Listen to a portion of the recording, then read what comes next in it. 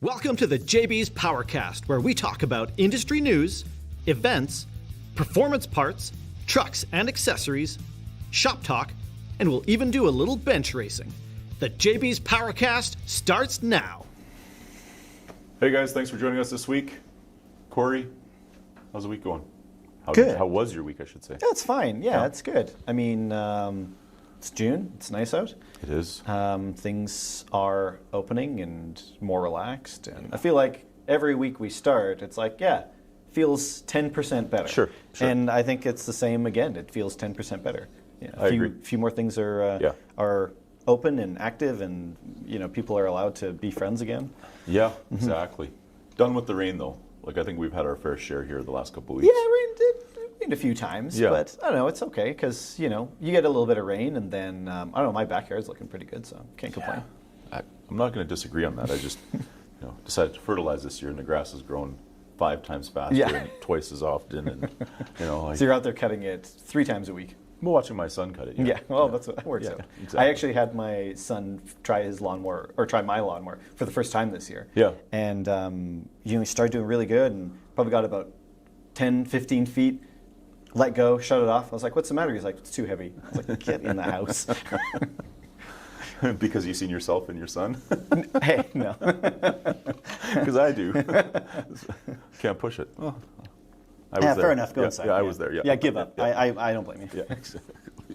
Otherwise it's good. Yeah. Right on. We got a couple stories we might as well jump into. Sure. A couple of news things. Yep. The first one, we can't let a week go by us without talking about something electric. Sure. Only because that is legitimately the most current repeating news out there. Yep. So I don't know if you know the company Nikola.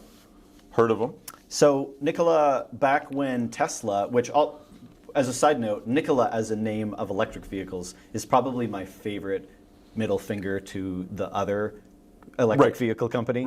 It's like coming out with a car company and making trucks and calling it Henry Motors or something like that.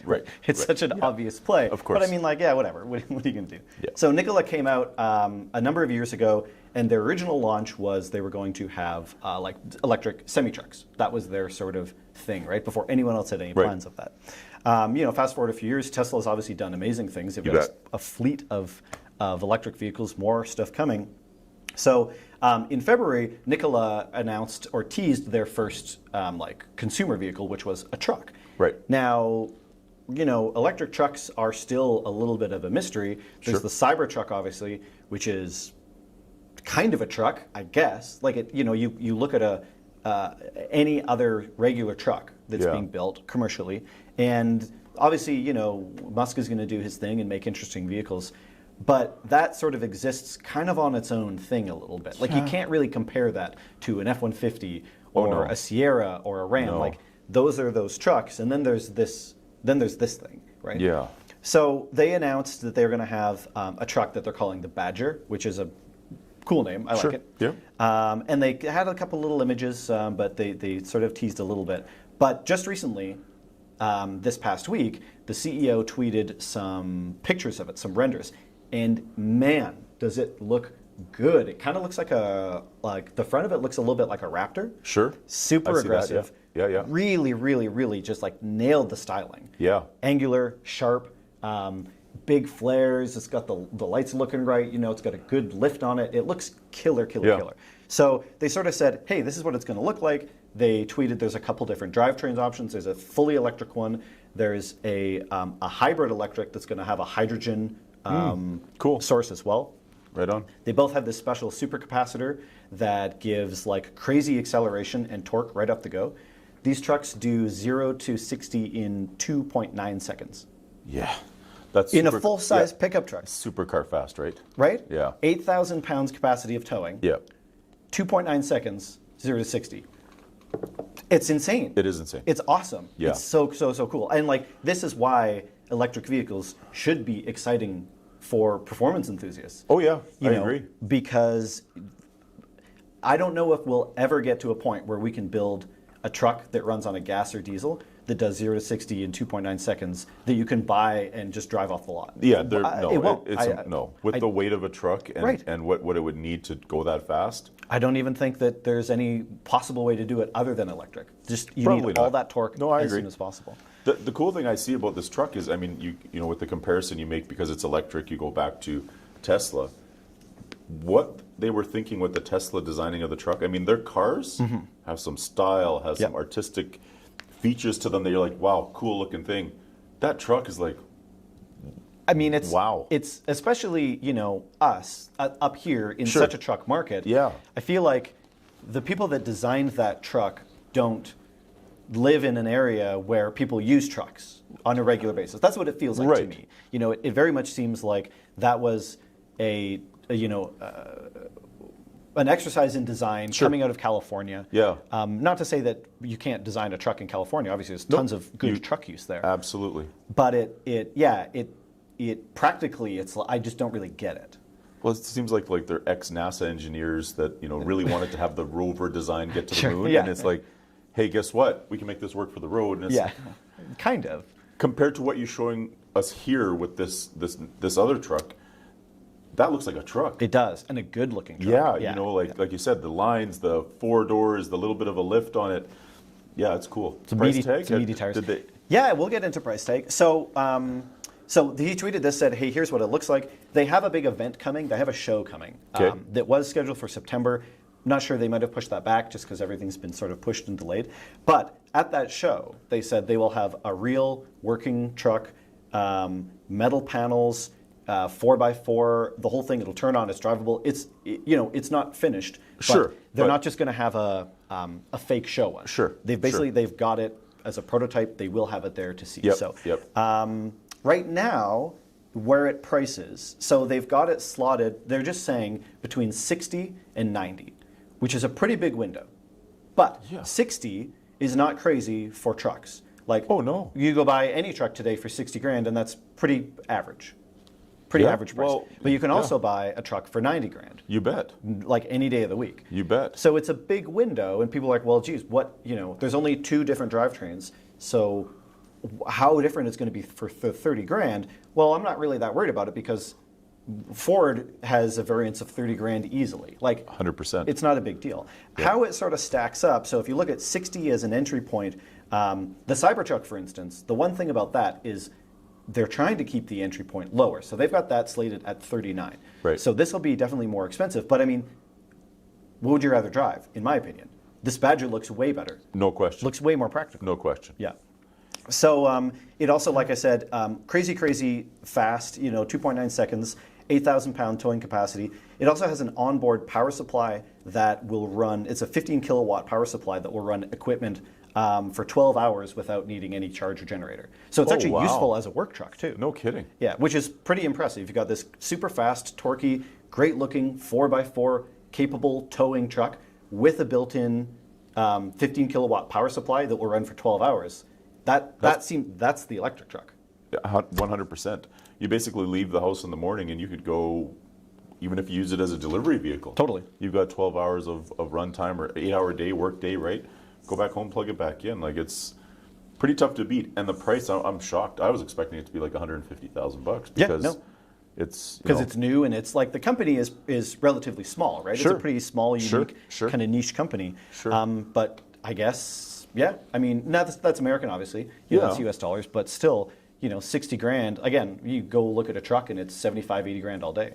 Oh yeah, like a new F-150 Platinum, I think is $91,000 here. For sure, yeah. So that's less than 60, Yeah. or sorry, more than 60 US, right? So, yeah, it's cool to see that the design and the technology of the electric, not only in car but now in truck, but the price is coming way down. They want people to own these things. Yeah. Right. Well, and Ford too. Like Ford, they've been talking about having an electric F-150. Yep. They've now said there will be one fully electric in the next 24 months. There you go. So soon enough, that'll just be. The It's norm. interesting. Like once upon a time, there was the race to the electric car. Sure. Who's going to do it first? Tesla Yeah. obviously knocked everyone out. Of course. And now it feels a little bit like, okay, now what's next? Now we got to get to the truck. So Yeah, and you're going to have the decision now. Do you think that the hybrid technology with both is going to go away, and you're just going to have to choose between gas and electric, or do you think they'll leave the hybrids in the middle? I don't. I think for a while the hybrid will be in the middle. Sure. Because I think that it's. I don't know. It's hard to say. I don't know where that lands cost wise. Do you know what I mean? Yeah. Like gas is cheaper than electric as a price tag. You know, as far as like the gas model is 39, let's say. Sure. The electric is 59. Sure. I don't know where the middle ground falls. Is it in the middle? Is it as much? I don't know. Yeah. So I think that'll be the determining factor, really. If it costs the same as an electric and you don't really need that, then what's the point? What's the point? I agree. Yeah. I agree. Cool. So anyway, that's it. Yeah, it's a badass looking truck. I hope to see it in September when they say they're going to have one. So people are going to be able to go in it and check it out, and they'll have full interior At the car specs. shows, yeah. That'll be real cool. Yeah. Awesome. One last quick story. This one just kind of warmed my heart a little bit. It's near and dear to me. So this is a fun story. In Mississippi, this guy named Austin Owens, he was browsing Facebook. He was on a Cars and Coffee, page. Yeah. Sure. People are posting pictures. Somebody snapped a picture of, I don't know what year it was. It would have been 90-something, of an RX-7 FD chassis. So that's where it comes near and dear, right? Yeah. And it was in a parking lot, and it had water. So obviously, right now, Mississippi, Floods. tropical storm, right? You bet. It had water up to the rocker panels. And somebody just was driving by and snapped this and was like, "Oh man, what a sad sight to see, right?" Nice looking car, actually. I just It's seen it great. now. The car looks super good. So this guy, who doesn't live in the same city, mind you, this is two separate cities. Right. Probably the same county, probably not super far away, maybe 20 miles. But he said, "Absolutely not. Screw that. That's my dream car. I'm not going to let that car just sink." Right. Doesn't know the guy. He knew where the parking lot was. Somebody said, so he's parked in a casino, right? Sure. In like the underground parking, or the bottom level. Hey, saw this at the casino. So this guy and his buddy hopped in their, hopped in his, whatever it was, his truck. Bronco, thank you, yep. And went to Home Depot, bought some cinder blocks, got his jack, drove over there to lift this car up just to save it. So when he got there, the owner was there who had another car. He had both of his cars parked in there. Sure. His other car, just happens to be a Ferrari 360. Oh, well, because So if you have a Mazda, why would you? He was moving that one first. Right. He was getting that on a trailer. But, Buddy shows up and they get the jack out. They start lifting it up. He kind of had it just barely lifted on these sort of makeshift little blocks. Sure. But they lifted the car up, got the cinder blocks underneath, and it was enough he saved the car. You know? And the guy sort of said, the owner said, like, I didn't really come prepared. I was hoping to try and get it on a trailer, but I had to do the Ferrari first. Like, I wouldn't have had time. By the time I would have got it out, gotten back with the truck, it would have been It would have been under. Right. Not buried, but it would have been it would have been too far gone. So yeah, some guy randomly sees a picture of a car that he has a soft spot for, which I totally understand. Yeah. Gets in his truck, goes to Home Depot, and goes and saves the day. And it seems like a small act, but people talk about car communities. And man, what a good example of like communities of people that don't know each other but have a kindred sort of bond or spirit of like, I saw this car, I can't let that get damaged. That wouldn't be fair. And to the owner, and who knew, the guy didn't know he was going to be there, didn't know maybe he was out of the country. Took it upon himself to go and save this car. So I thought that was a cool story, and it's obviously gaining a lot of traction on Facebook, and all of the of course the blogs and stuff have picked it up. So, but it's a testament to the car community. We see it here. Now that the racetracks are open, Cashel's open today for street legals and all that. But I can't tell you the number of times that you go out to the racetrack and getting ready to go, and it's a Saturday, and you get ready to go and you've blown a fuse, and of course it's the one that's not at Napa, and it's the one that the word gets out that, hey, Adel or Corey's looking for a fuse for their car, they can't get it to go, and before you can actually roll back out from under your car, somebody's over there going, hey, I've got one, will this work for you? So it is a testament to the car community, and with the guests we've had on, Neil Richards and Mark Campbell and all these guys, I'm sure they'll speak volumes of that in the end, we're racing against each other, but I still want to see you race. Of course. So if I can help you out, I'll help you out. And I think that's just understanding that at the racetrack locally here, but amongst car people, it's kind of a thing. You know, you see a nice car broken down on the road, you actually pull over and say, Totally. Hey, man, what what's can I going help on? you out with? Yeah, You know, yeah. that ballast resistor on your Dodge, it's messed here. I got one in my pocket because I know that that's what goes wrong. I got two with of those in my glove box. Right. Yeah. It just, but it's a testament to somebody valuing something and understanding the value to another person and what it might be, and doing a good thing. Absolutely. Right? So that's awesome. It's good to hear that, you know, blocks up, you know, not trying to steal it, but helping make sure it's get out of the water, right? You know, probably to anyone else would have looked really sketchy. This guy's putting it on blocks, jacking the car out. But no, he's just doing a nice thing. Yeah, that's good to hear in the times that we're living right now, for sure. That's all I got for that's all I got for news stories today. Yeah, just a couple of quick ones. Yeah, so I think we're going to do a couple new product releases. Yeah, these came through this week from Holley, Flowtech. They now have a GMLS cast manifold that fits in the, how am I going to put this? You know, the LS Swap the World guys. You know, that you know, my $700 400,000 kilometer LS that'll make 1,000 horsepower forever on $80, right?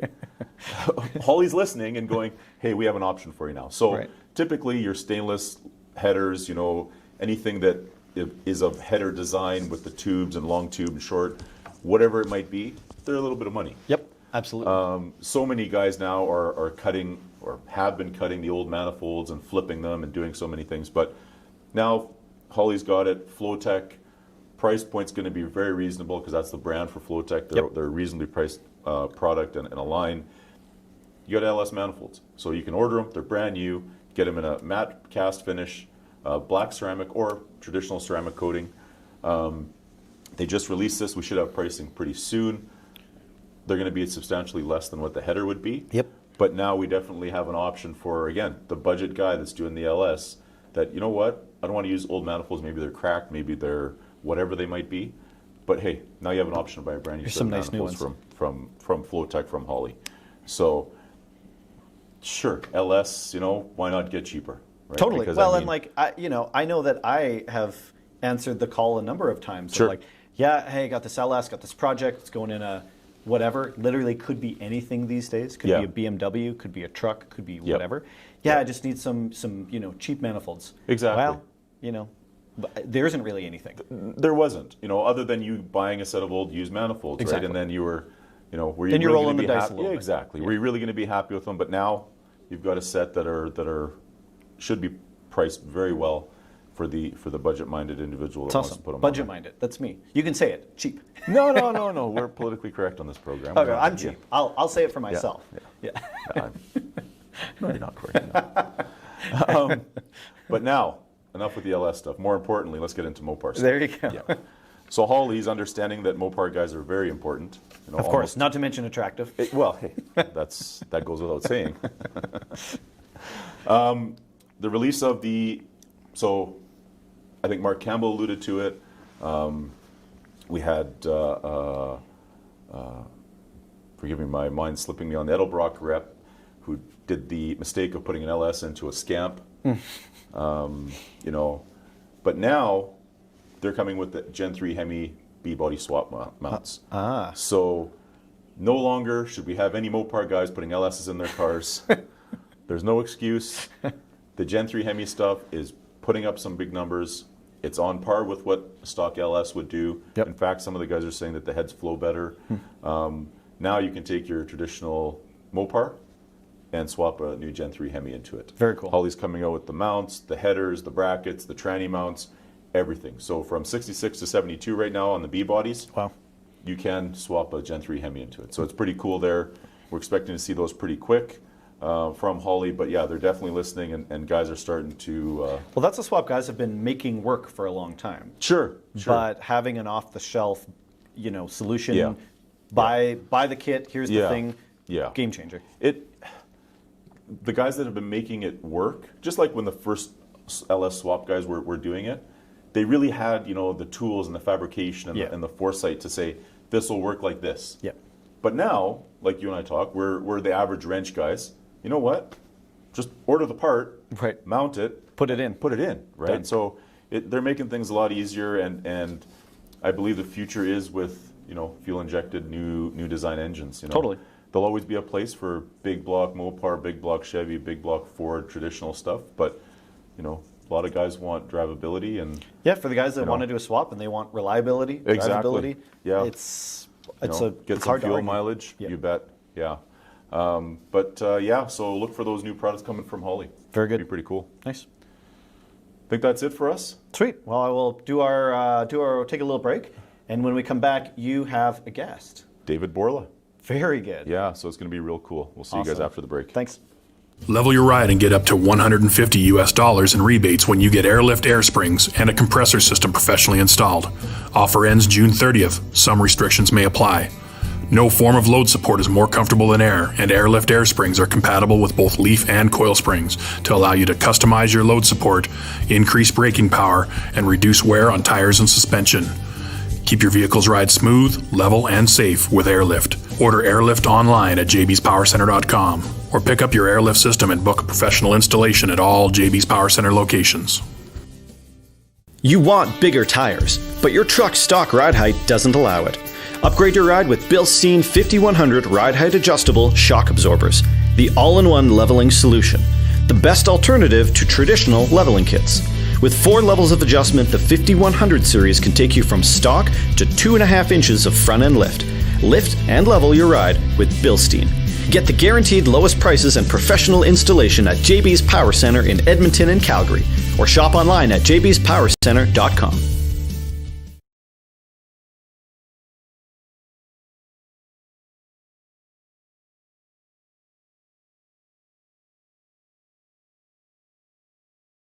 Awesome. Cool. I'm ready. I'm psyched. Welcome back, guys. We've got David Borla on the line. David, thank you for taking the time to be on our podcast with us. How is everything going down south in the U.S.? Everything's going all right. It's a bit of a strange time for everybody, but we're doing great, and we're working our way through it. Thankfully, car culture is alive and well, so we're lucky in that sense. I agree with that statement. Car culture is something that a lot of guys will revert back to in stressful times. You know, you head to the garage, you work on the car. The car's your little bit of freedom that you have, right? Yeah, and you can socially distance, and traffic's not so bad, and gas isn't very expensive right now. So yeah, socially there's distance. some a silver lining in there for sure. If you have a fast car, you really distance yourself from everybody else, and I think that's what all of us car guys really like to say. Yeah, absolutely. You know, most of the car meets down here have turned into kind of driving meets. Sure.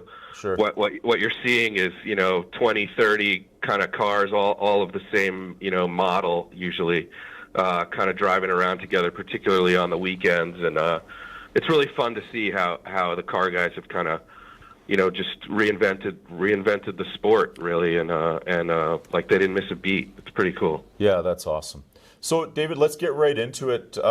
Give us a brief history of Borla. Just kind of the starting and where you guys have come to today. So my father immigrated to this country from Romania as a refugee in 1960, and he came here. He came to Queens, New York, and so his background, actually coming out of Romania, he had worked at the local blacksmith shop. Okay. And the blacksmith was kind of where you went to get anything fixed. So that's where he started working with metal, was at the blacksmith shop in Romania. He got to the United States, needed a job. A local guy in a sort of poor immigrant neighborhood took him under his wing, and he started wrenching on Volkswagens. Right. Around the same time, my parents hadn't met yet, but around the same time, my mom was working in advertising. That's her background. So my dad was, kind of learning the automotive trade, and my mom was learning the kind of marketing trade. And my dad worked his way up at the dealership, wound up at a dealership, eventually a Volkswagen dealership, worked his way up as a mechanic. At the time, Volkswagen and Porsche dealerships were one and the same, Audi as well, I believe. And, sure, yeah. So he kind of moved from Volkswagen to Porsche. Started wrenching on Porsches. A little interesting side story. One of the first Porsches he wrenched on, he owns now. So that's cool. that's actually a pretty cool side story. No kidding. Right on. Wound up buying it from the guy, and has had it ever since. And it's he had it restored, and so that's kind of a cool story. What car is it? What Porsche is it? It's a 356C, 1965 356C Real cabriolet. Cool. Real cool. So he knows everything. Like, he could take the entire car apart and put it back together himself. Right. Yeah. It's pretty cool. It's great. It's awesome to watch him work on it. It's really cool. That's awesome. He doesn't have a manual or a book. He just knows the whole thing. It's pretty amazing. So, long story short, eventually he wound up kind of in the parts business. He got into exotic cars. He met Rocky Aoki, who started Benihana Restaurants, believe it or not. And they got together and started an exotic car dealership, which was kind of short-lived. But my dad learned about the parts business at that point, and he kind of transitioned from wrenching on cars to selling parts. And so first he had a small car parts business in Queens. Somewhere in there, kind of got together with my mom. I came around at some point in there, and what happened was they kind of started becoming well known for selling Rolls-Royce parts. Okay. That was the big paradigm shift, I think, for them in the history of Borla. Really, is where it kind of started there. And what would happen is after the winter, and this is something that Canadians know about for sure.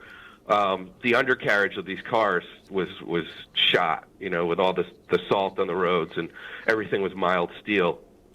So they were replacing a lot of undercarriage parts in the spring, and so that was a business for them for a couple of years. And what happened was, at a certain point, they had a supplier in England supplying exhaust systems for these 1970s Rolls Royces, and it's a very sort of niche-y thing, but that's where they were. Right. And they had a handful of exhaust systems on order from England, and the supplier disappeared. Phone was disconnected, and my dad and my mom had a bunch of handful of guys that wanted exhaust systems, and so my father just kind of, this is his mindset, and this was a big moment, obviously, and it kind of has carried through in our DNA ever since. But they had a small one-bay building or whatever facility in one-story, one-bay in Greenpoint, Brooklyn in the mid-'70s in New York City, which, by the way, was a really rough neighborhood back then. That time period in New York was a really tough time. I have memories of my dad protecting the building and trying to build parts, and sure, it was a tough thing. And anyhow, so he built a pipe bender out of a gasoline motor, and inside, with just crush bends, and decided that he was going to try to make his own exhaust systems just to not lose the business. Essentially, Right. He really was not that he had this vision, but he had some ideas and thoughts, on how he could improve, what was going on. Particularly wanted to offer something to these guys that they didn't have to replace every year. So that's where stainless steel came in. Sure.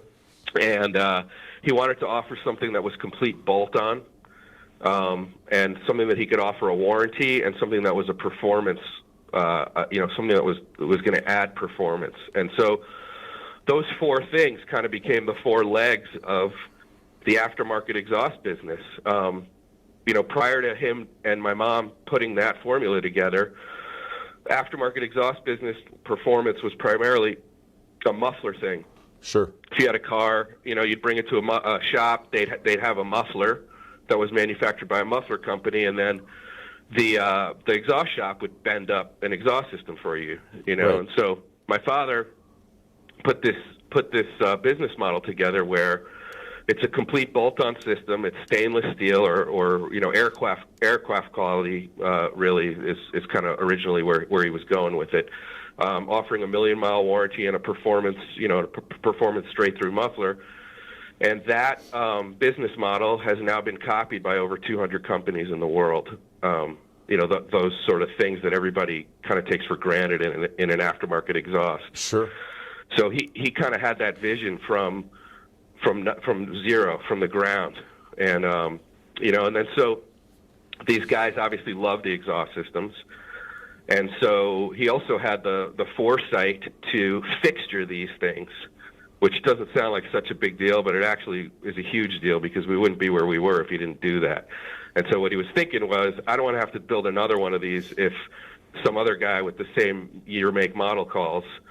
Let me just fixture this thing now, and just in case I get another call, And so he didn't think that he was building a catalog, but that's essentially what he was doing. And then, just to kind of cut through it, the long story short, next thing you know, the gentleman's wife drives a BMW or a Mercedes, and so the very first catalog, I have it, is all Rolls-Royce parts. Cool. Then the next catalog, you see a couple of Mercedes and some other European things, and it kind of grew from there. Eventually, we moved to California, which is where my mom's from originally, and that kind of was a big moment in time for us because of the car culture out here. Car culture in the Northeast isn't quite what it is out here in California, primarily because the roads are just you can't really open it up out there like you can out here, and so and here we are. That's really how it started. Wow, that's cool. I mean, to say that the initial idea and thought process was that I have this customer, I don't want to lose them, so I'm going to build them something. But that's one that a lot of people all build something, but having the I want it to last, and that's where the stainless steel comes in is real cool, because it's a testament to a lot of guys can build stuff, but a lot of guys not many can say that I want to build this once. I want to build this so that somebody has it forever. Earning the business on that side, as opposed to I'll sell you 10, I want to sell you one, and when you need another one for a new vehicle, that it's a testament to what the idea was and what the goal was with building a product. That's real cool. Much appreciated, and like I said, it remains a part of our DNA today. We have a 1,000,000-mile warranty. And we're the best in the business. We stand behind our products. Being a family business, I think, plays into that a lot. I know there's a sort of family element to what you guys do too. And you bet. It's you come into our facility, and it's really no different than walking into my parents' house. Right.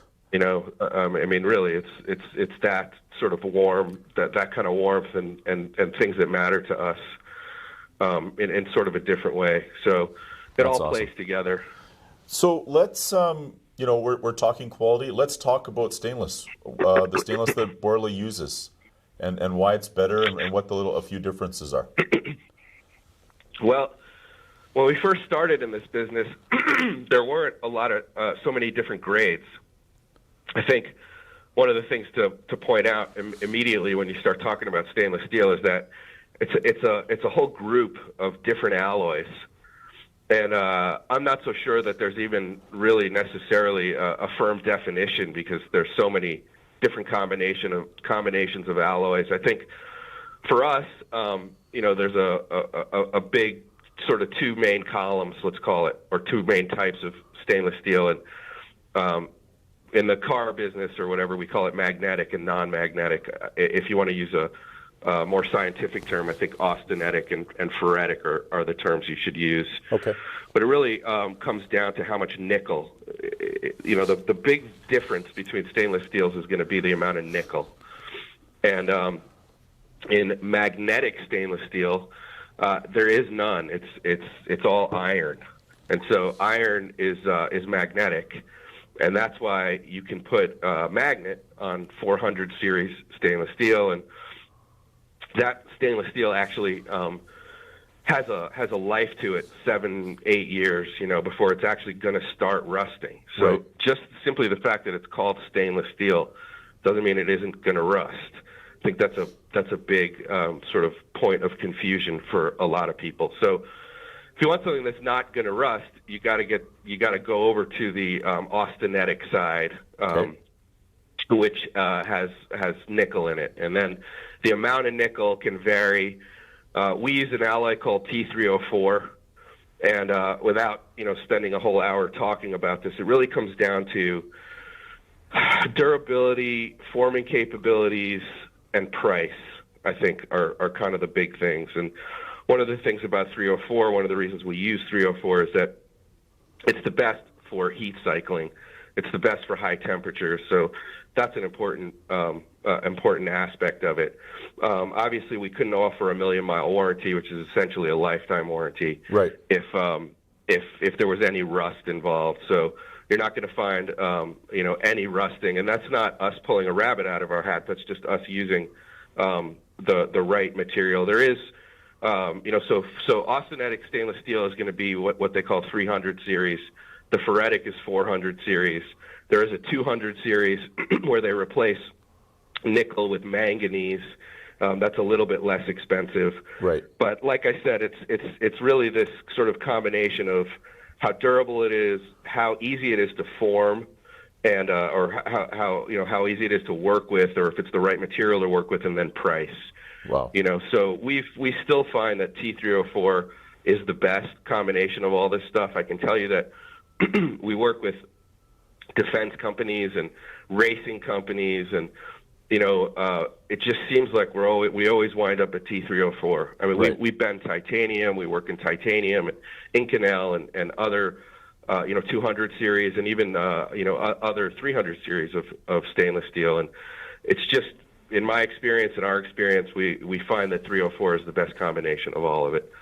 That's cool, and we appreciate the because I think myself and a lot of our listeners and everybody that it's stainless steel, but to have a little bit of understanding of that there's a difference in stainless, and the magnetic and all. I mean, it's important to know. And then you talk warranty, right? And I'd like to just go into that next and say, okay, 1,000,000 US mile warranty in Canada. That's 1.6 or give or take. It's a lot more, up here. But how does the warranty work? So is it you buy this muffler or you buy this exhaust kit and you have it on your classic car, and for basically as long as you own it, if it rusts or has any failure, it's back to Borla. Is that how it works?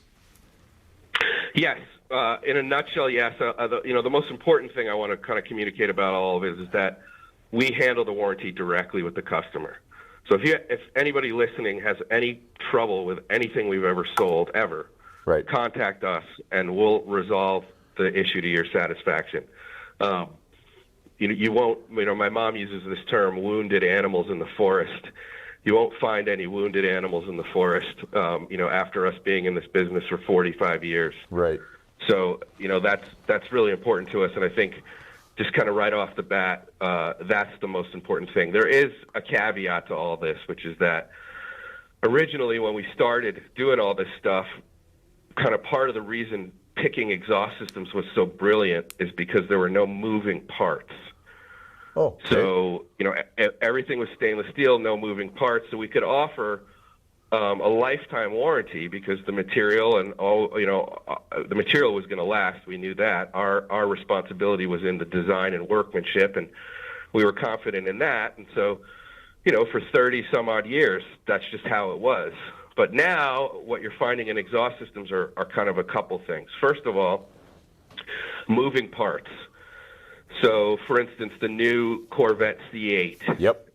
Comes with an active exhaust system, right? So, and it's not the first car to have one. So, we've gone to great lengths to develop our own valve strategy, and we're they're extremely durable. We found that they're even more durable than the OE valves. But when you get into moving parts, anything that has moving parts has a life to it. Sure. So you can't, no matter who you are, I mean, you can't offer a lifetime warranty on something that has moving parts. Right. So the valve side of what we do, and I just want to be very clear about this so nobody is misled, we can't offer a lifetime warranty or a 1,000,000-mile warranty on valves. The other thing, too, is finishes. Sure. So, even chrome, I mean, chrome doesn't last forever. So in the beginning, we were doing, just polished stainless T304 stainless tips. The worst that would happen is you'd go through a mud puddle or something, and some mud would cake on there, and it would get hot, and it would kind of look like it was rusting or something, and somebody would call us saying, oh, I thought this material doesn't rust, and then we'd say, just go to a buffing wheel, clean it out, and to their surprise and delight, the thing would come back to a mirror Sure. finish. And Yep. a lot of what we do still falls into that category. But we got into offering carbon fiber tips because that's what the marketplace wanted, and some black finishes and some other things that, just the process and the material do not last a million miles. Sure. So there are some black finishes, some carbon fiber finishes, some valve stuff. We're very straightforward about it. But outside of that, every single thing we do, it's funny, people ask about the million mile thing. Just for the record, we're not going to ask to see your odometer. It's really a legal thing. It started as a lifetime warranty, and then there was some question as to what lifetime means, whose lifetime. And so we will stand behind the product as long as you own it. Wow. And just call us up. You can even reach out to me directly, and I'll help you out. And one of the reasons why, or the biggest reason why, I'm able to be so sort of gracious and open about this is because we just don't get a lot of calls. Right. I can get on the air and say, call me directly, because we just don't get a lot of calls. So, and like I said, it really just comes down to the material and the processes that we use. I mean, one of the other things you'll see about our systems is we don't have pretty delicate little welds on our systems. That's one of the things that I talk to end users about a lot, because when they open the box, even something that doesn't have a warranty, particularly something from overseas, that has these kind of beautiful TIG welds and is polished, and sometimes our systems look a little bit maybe rough, let's call it, but that's all very deliberate. And, we use what are called production welds. And I don't know if you've ever looked underneath a car, but, the way a chassis is welded together, it's not necessarily the most beautiful, because beautiful isn't necessarily durable. So, when you take a Borla product out of a box and you look at it, everything is really deliberate. There's a reason why we do it that way, and that's why we've been able to kind of stand behind our products and have such a good reputation over such a long period of time. That's great to hear, David, because for us, the Borla brand, I mean, in the last, I just see it through our warehouse, right? And I see our sales guys excited about the product, but the pallets and pallets of mufflers and exhaust kits coming in that are just flying off the shelf through JB's Power Center, through our Dick's Performance Wholesale Division. Like, it's a testament to the product itself. And for you to be able to say, hey, reach out to me directly for warranty is not something a lot of people will do. I mean, I think for the most part, with the size of the business and everything that's done, to say, I'm confident in our product that, I may be the guy helping you resolve any issues that you may have, but I'm confident you're not going to have the issues. So if there is, I'd like to handle it directly. That's pretty cool. And I think our listeners and our customers and our viewers will appreciate that and understand where the quality is coming from. Much appreciated. It's really it's something that you have to do every day. It's not a destination, and really I can't take credit for it. I mean, we have an incredible team, 300 people working for us that are all a part of that. And like I said, we get up every morning and we do it. And that particular line in our facility that handles warranties is the number one priority. Right. So, anybody that has a problem with anything we've ever done ever is our number one priority. Yeah, and that's great. So now, talking facilities, 2 locations, one in California, one in Johnson City, Tennessee. Correct. Mm-hmm. And what interests me about the Johnson City one is, I think it was James Bell, our purchasing manager. He mentioned the quarter-mile strip in the building. Tell us about that a little bit. And what cars have you guys run down there? So that building, it's a pretty impressive facility. It was built in the 1980s for Texas Instruments on a government contract. So no it's expense just got spared. this big sort of. It's got a big sort of like campus feel to it, and it's a great place. It really is, and Johnson City's a great place. But so the way the building is designed is it has like a common hallway that's I think a little bit over a quarter mile long, and it's pretty wide too. And then we have a series of modules kind of off this hallway, and it was designed for growth, so we could still build kind of more modules off the hallway if we wanted to. And it's indoors, and it actually has like a pretty cool like horsehair carpet that's extremely durable. And so we do bring cars in and out of there quite a bit, but the only thing I think we're racing in there is like golf carts and stuff like that. when we bring a high horsepower car in there, we're not going to rip through the hallway. But we do have a test track that surrounds the facility, and we do some testing there as well. But what's actually, if we want to do something like that down there, we have access to the Bristol drag strip, which is an NHRA. Yeah. Now we can't just go over there and do whatever we want whenever we want, but we can call them and they'll work with us. And they even have nights where it's open to the public, and we can just bring a car down there and rip if we want to. Sure. And the culture down there, the automotive culture, the car culture, the love for cars, the sport is really strong down there.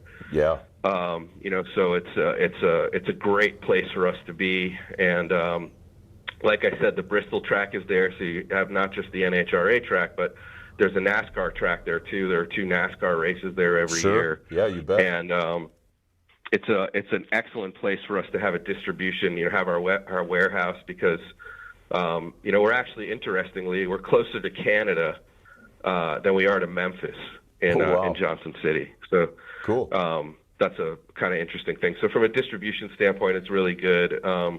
The workforce down there is just incredible. We have just so fortunate to have these these employees that have been with us and committed to us and are so loyal to us. And we really have a beautiful family down there, and we're well liked by the local community, and it's just a really nice thing going on down there. Right on. I mean, I think it goes without saying, if there's an opportunity for guys to race anything, we'll probably give it a shot. So I understand the golf carts. I'd understand anything, with that type of a, hallway or a little runway in front of you. I mean, why wouldn't you? But with Bristol in the backyard, I mean, when you have the best facilities kicking around there, why wouldn't you head over? That's the, what's that joke? When was the first car race? Have you heard that one? No. What is it? Immediately after the second car was built. Makes sense to me. I mean, it's guys have a nature of wanting to be the best. So, I mean, I don't doubt that at all. And challenges have been thrown out on our program here, and we've had some guys that run some pretty fast cars. So I agree with that completely. That is a true statement for sure. The next thing I want to get into, David, is kind of right into the heart of Borla itself. When it comes to exhaust systems and exhaust kits, I mean, you go onto Google and so many things come up. I mean, everybody's making some version of some type of axleback or catback, and eBay and Amazon and all the things. So I know, the mufflers in the axleback and catback systems are tuned for specific application. Can you just tell us what that means and what goes into tuning something for a specific application? Yeah, sure. So, typically the majority of the sound attenuation is going to come from your muffler strategy in an exhaust system. And, there are other things that influence sound too, but the most impact is going to come from your muffler strategy. And I think, kind of where this whole thing becomes a little bit confusing for people is just simply because you can't see inside the muffler. Sure. So a muffler that's, 16 inches long and oval and, 2.5 inch in and out, they all kind of look the same from the outside. But what goes on inside that muffler, there's probably an infinite amount of things you could do in that space, particularly because, a few millimeters here and there can make a difference in sound, and so the most important thing we want to communicate to everybody is that we're a proper exhaust system development company. Don't really know how else to say that. And I will say there are others as well. But most of the companies in our space are universal muffler companies. Now, with that said, Borla does have a line of universal mufflers we're very proud of. But in the context of this conversation, what's important to note is that we're developing specific, unique mufflers for every new application. So the majority of our competitors have a handful of mufflers, maybe a dozen mufflers that are just basically different sizes. And the internals are all pretty much the same. There's no variation. So it's just kind of a packaging exercise. It's, find the muffler that fits in the envelope and put it on and hope it sounds good. what we're doing is we are measuring the frequency spectrum and SPL of the exhaust note from the beginning. What is the sound signature of the motor, different RPMs, we have all kinds of measuring equipment, and we establish kind of a baseline. And then we get together, and there's an art to this. It's a marriage of art and science, which is one of the things that makes it kind of cool. And we take our experience and our knowledge and this great group that we have together, and we start talking about what we need to do to make it sound right. And really just comes down to, in most cases, kind of getting rid of the objectionable frequencies. Right. Having simply a loud exhaust system is the easiest of all exhaust development. The easiest thing you can do is just make it as loud as possible. If you want the loudest exhaust system you can get, take it off altogether. Just get rid of your exhaust system if you want to be as loud as you can be. So being loud is easy. Being loud and good is not so easy. Right. Interestingly, a little side note, in the beginning, when we first really became known for performance mufflers, what we were known for was fast and quiet. I know everybody wants to talk about fast and loud, and I get why. But in our space, the big challenge is fast and quiet. Can you quiet this thing down and keep the exhaust gases flowing freely and keep the performance of the motor? And so that's really what we became known for early on, and still to this day. If somebody has a high horsepower racing application, or a lot of defense companies are coming to us because they need the performance, but they want to be quiet. Sure. And that's where you really kind of earn your stripes in this business. Now, with that said, the majority of the people in our space in the aftermarket want more sound out of it, and we totally get that too. So we've developed technology that allows us to eliminate certain frequencies and actually even amplify certain frequencies, which is even more difficult to do. And we have a whole bunch of tricks. We have our own patented technology, but we don't limit it to that. I mean, we'll go back. Some of the stuff we use is from the 1800s, believe it or not, and we're still developing new technology. But it just comes down to the most important thing we need to do is we need to be able to understand what the end user wants. A guy driving a Ford Raptor is looking for something different than a guy driving a Mazda Miata. Yep. And of course the motors sound different to begin with, but the driving conditions and the lifestyle of the driver even and all kinds of things factor into it. So a big part of it for us, we kind of have the technical side of it down, and I don't mean that in an arrogant way. We put a lot of work into it, and it's we've developed it over a long period of time. It didn't just happen, and we're not so arrogant as to think that we're just going to keep doing the same thing. Like I said, we get up every day trying to do something new, trying to reinvent ourselves. But I think where the challenge has fallen for us is kind of staying connected to the automotive community, to these little niches, these little communities. Like I said, a Mustang guy, a Camaro guy, a BMW guy, a pickup truck guy, they're all looking for something different. What they wanted 5 years ago is different than what they want today. So, a big part of it for us is just staying connected to these guys and listening to them and getting an idea of what they're looking for. And we have so many different tricks. We're able to do a lot of different things. That's cool. So the process, because I remember, 15 years ago, the loud exhaust and even longer than that. What goes into making sure there's no drone or resonance inside the vehicle?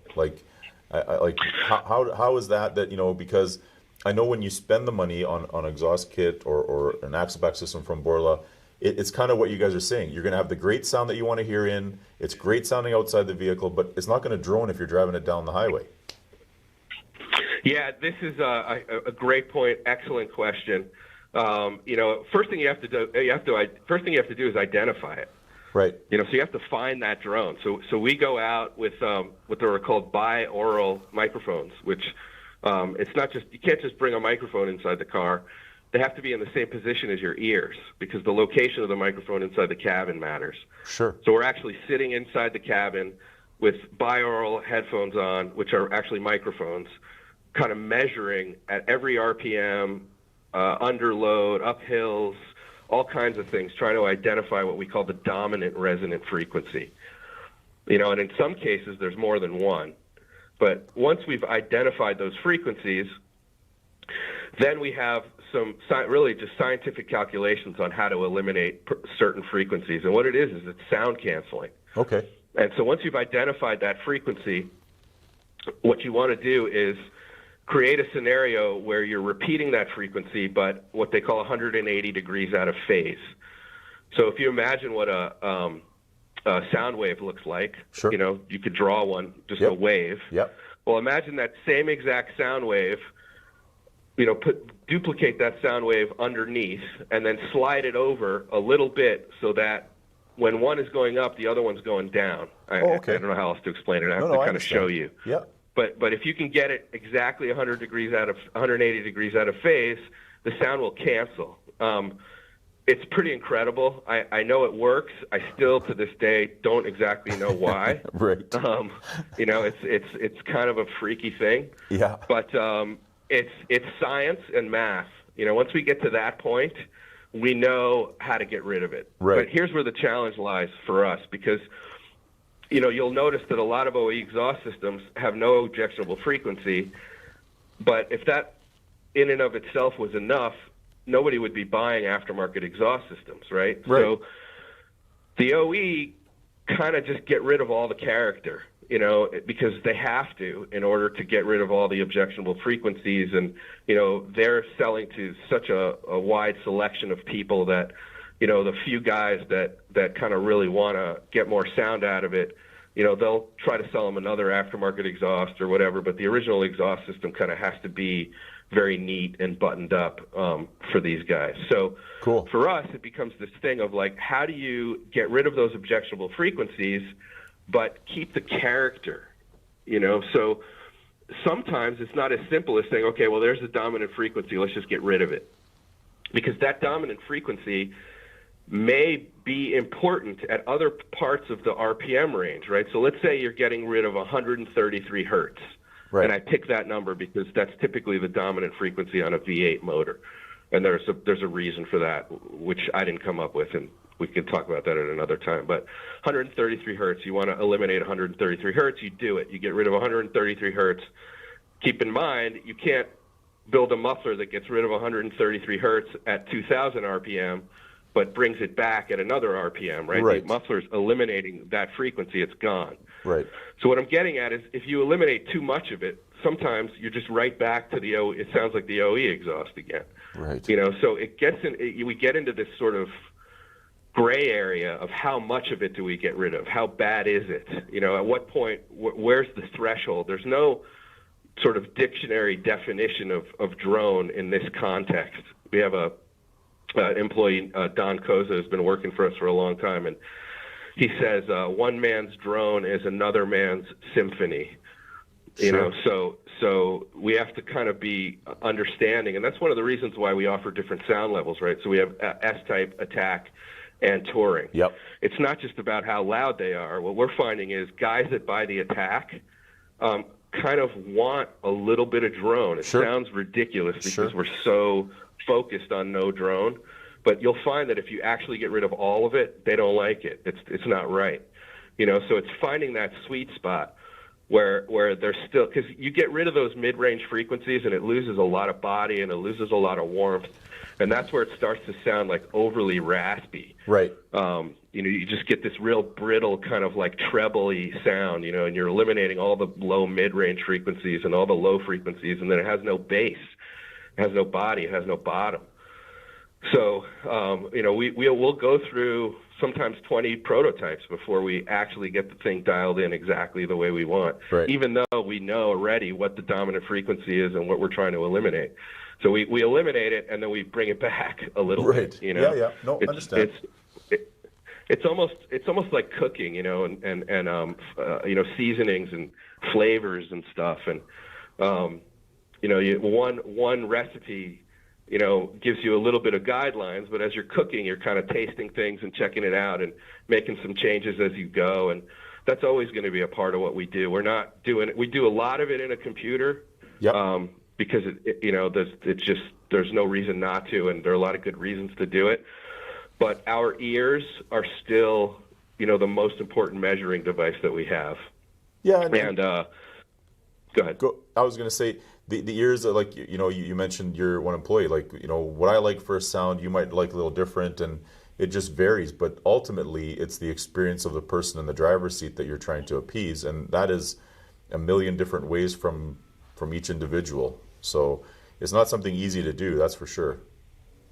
It's great that you said that, because I was just about to say that one of the things that's really changed in this business, and keep in mind, I've had a really great perspective on this. I'm so blessed to have been able to watch this whole thing, even when I wasn't a part of it, just watching it evolve. And I remember the kind of World War II generation and even the baby boomers to some extent, the original kind of thing to this, what we do, or this sport, or however you want to say it, was about how it sounded outside the car. These guys wanted to roll up to a car show or at a red light or start up at a gas station, and it was important to them how it sounded outside the car, and they were completely willing to endure whatever objectionable frequencies they had to endure inside the car just to sound bitchin' outside the car. Right, yeah. And that has completely changed. The way it sounds inside the cabin is just as important, maybe even more important now than the way it sounds outside the car.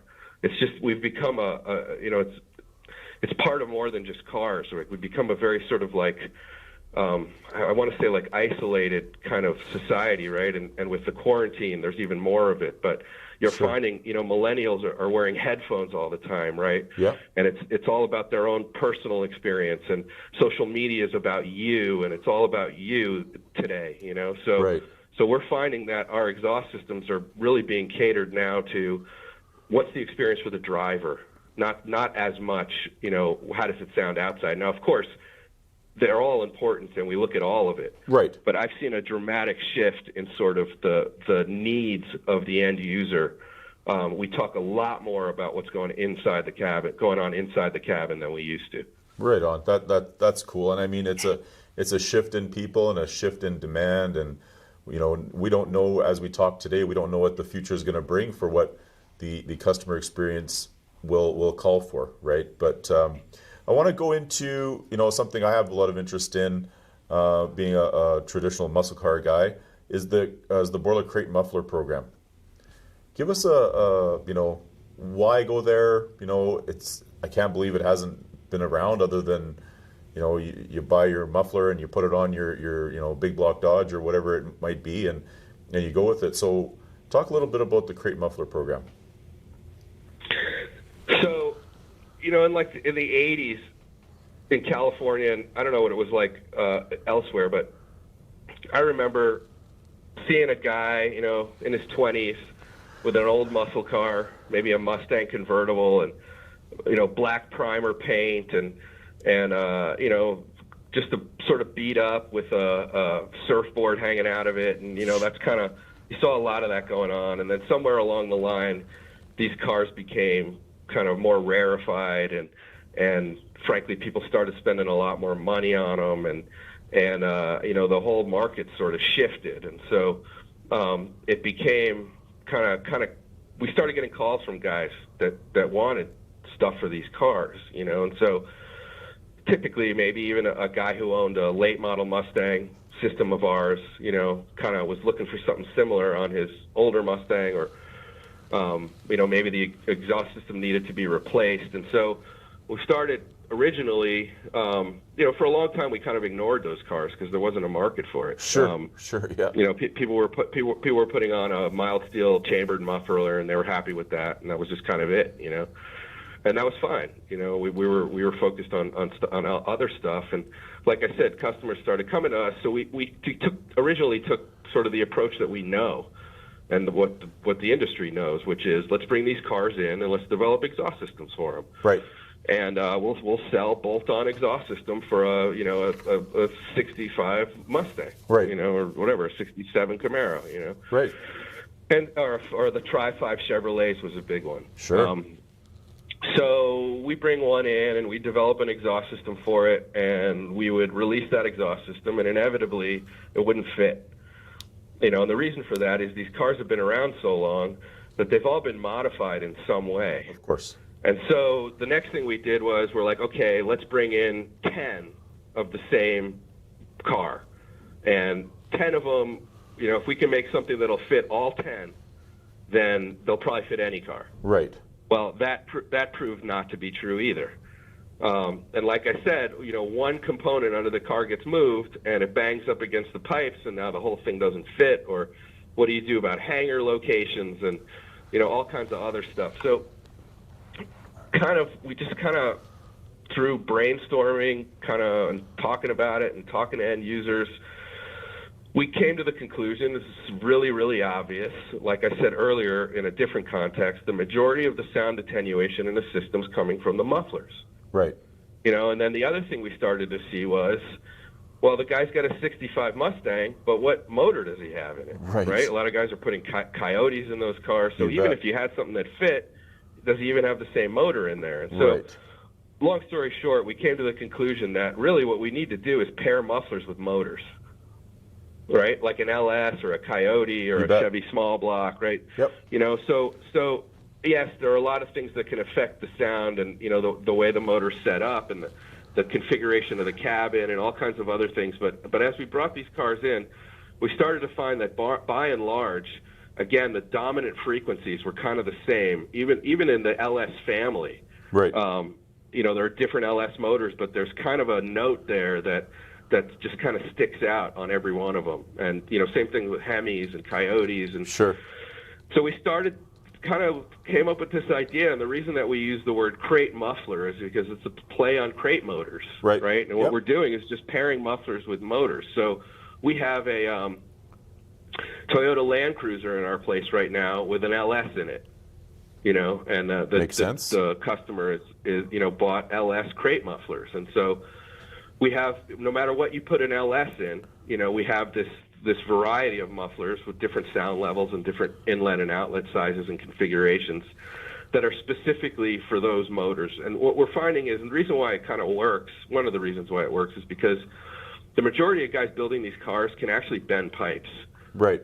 Or they know somebody that can bend a pipe, or a local muffler shop can bend a pipe. The geometry of the system is not the big challenge for them, especially when you get to car builders like Dave Kindig and sure. And Danny Corker and Bobby Alloway and guys like that.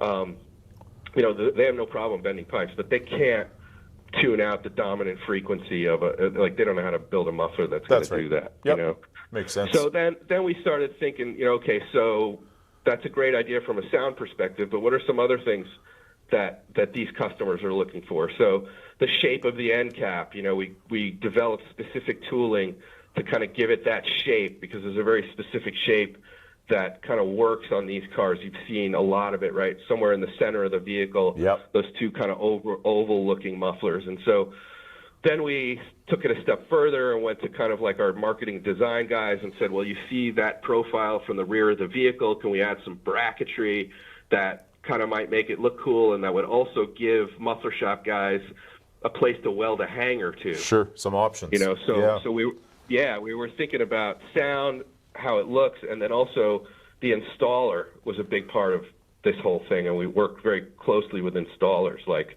what are you guys looking for? What are some of the challenges you're facing in using mufflers? And it's sort of interesting because we talked before about sort of the difference between a universal muffler and an exhaust system, or the mufflers we put in our exhaust systems. The CrateMuffler program is actually kind of both.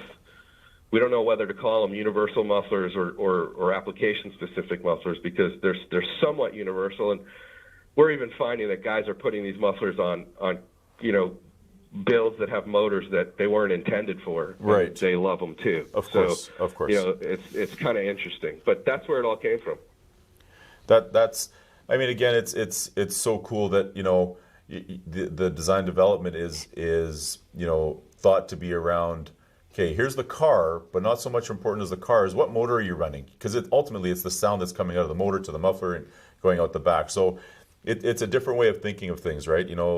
not everybody, that has an old classic muscle car or a Jeep or anything that they're doing a swap into, which is kind of the norm in the automotive world these days, that they're taking one motor out and putting another one in. But hey, here's a muffler that fits your needs for the sound, for that motor in particular. So that's real cool. So just going to run through quickly here, so, I mean, you guys have the Touring, the S-Type, the Attack, you work on the noise canceling to make sure there's no drone, the signature sound, everything like that. You can get multiple tips, all on, ceramic black on T304, carbon fiber, polished, bright chrome, all on T304. I mean, I think everybody understands that you stand behind your product, but once you start getting into, like you said, the C8 and things like that, with the moving valves, that things are going to wear. You still stand behind the product, but obviously there is no million-mile warranty on certain things, but you will definitely stand behind whatever you guys are putting out the door, which I think the honesty is a testament to the warranty, right? So it's good to hear. I guess that, just coming, near the end of our podcast here, and just, what's new, what's coming down the line from Borla? What is Borla looking to in the future? If you have any trade secrets, I don't expect you to say them or anything like that, but, what are you guys thinking? Is it just more car applications? Is it more motor application? But what's new and what's coming down the line from Borla? So we've been awarded a couple of patents over the last few years. Two of them, the two that are kind of most prominent, are what we call our polyphonic technology, and then the other one is switchfire technology, which is a kind of a new X-pipe crossover design that we've developed. And both of those technologies, we've only kind of touched the tip of the iceberg with them. Our polyphonic technology is based off of actually a pipe organ. And so my father, my whole life, or as long as we've been in this business, has always told me that we tune our exhaust systems like a pipe organ. And my dad's not a musician, I am. But what he meant was that, simply the length and diameter of pipe affects sound. Sure. And so we've always known that, we've always worked with different diameters and stuff, within the same exhaust system. But my father had another patent from the 90s called a multi-core technology, where he was kind of bundling together numerous pipes within a muffler. Instead of having one pipe going through the muffler, it was numerous smaller pipes.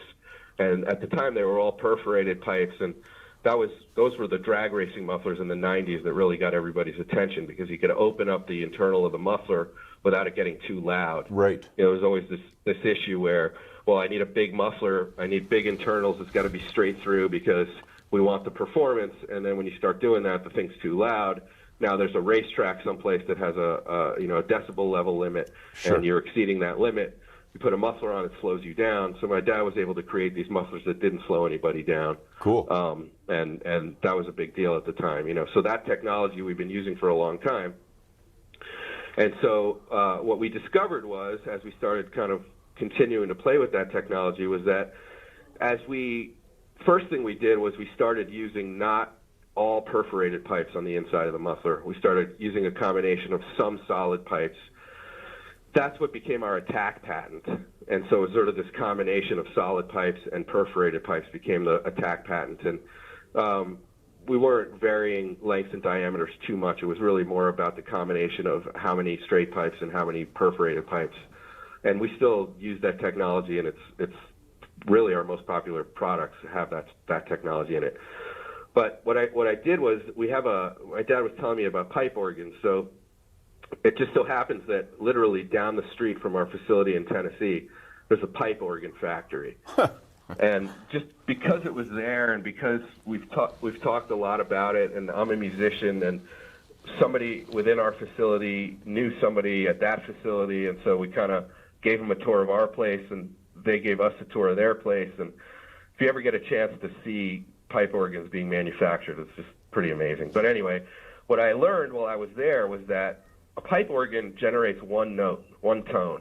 Right. And the way that you get different notes is they kind of, when you push on the different keys, it routes that sort of note through different pipes. And the different length and diameter of pipes is how you get different notes. Sure. And so because I'm a musician, and I'm not a world-class musician, but I know enough to know that it's a combination of notes together creates harmony, right? Sure. Play a guitar, play a piano, go to church, hear a bunch of people singing together, right? Right. That's harmony. So I started to, and what I noticed was that, you know, they're the most common chord you would play on a piano is called a triad, which is the first, the third, and the fifth, right? And so what I noticed was that there were formulas for creating those notes, right? If you had a root note, the next note above it, like do, re, mi, fa, sol, la, ti, do, Right. there's actually a formula, right? So if one pipe is one size, if you want to go up one whole step in a note, there's a formula for it. Cool. So I started thinking, well, what if we apply those formulas to exhaust technology, right? So I basically put a triad together inside of a muffler at the time, you know. And so without getting too deep into it, it's that sort of variety of length and width, diameter of different pipes within these polyphonic devices that we have, you know. And because there's an unlimited, you know, sort of combination, with the exception of maybe packaging, you're limited somewhat by packaging. We're still experimenting with all that stuff. So we're learning really about our own technology, and we have a lot we can do with that. So you're going to hear a lot more from us on our polyphonic technology. And the other new patent we have is for Switchfire, our Switchfire X-pipe technology, which is a dramatically different crossover pipe. It actually has collectors on both ends. Oh. And it moves out into 4 pipes instead of 2. In the middle, 2 of them go straight through. The other 2 cross over. It's something that you kind of have to see visually to get a better understanding of it. But it's incredibly unique. It really makes a difference, and it works great. And we're kind of combining that with our polyphonic technology. We still use the attack technology at times. Like I said, valve systems are kind of becoming commonplace in performance vehicles now. Yeah, you bet. So we've developed our own valve technology. We've gotten deep into that whole side of it because every original equipment manufacturer has a different strategy, you know, and all of the inputs from the valve can affect the computer. We don't want to throw any check engine lights. Of course. So you're going to find us kind of staying on the front end of all the sort of technology. I think that some exhaust companies have kind of gone the other way and said, well, the car comes with an active exhaust system that kind of is the aftermarket exhaust system. We're not going to offer anything with valves, and we're just going to kind of stay with what we were doing. You know, Borla has elected to go deep into valve technology, and through our relationship with OEs, we're finding that they're starting to come to us for valves now. So we've actually gotten that deep into it. Different finishes, a lot more carbon fiber. Heat shielding is becoming a big deal. Something to keep your eye on is, you know, with the tight tolerances and the small spaces now in these vehicles, you know, original exhaust systems are coming heavily shielded. Be very careful of aftermarket companies that are not, you know, focusing on heat shielding.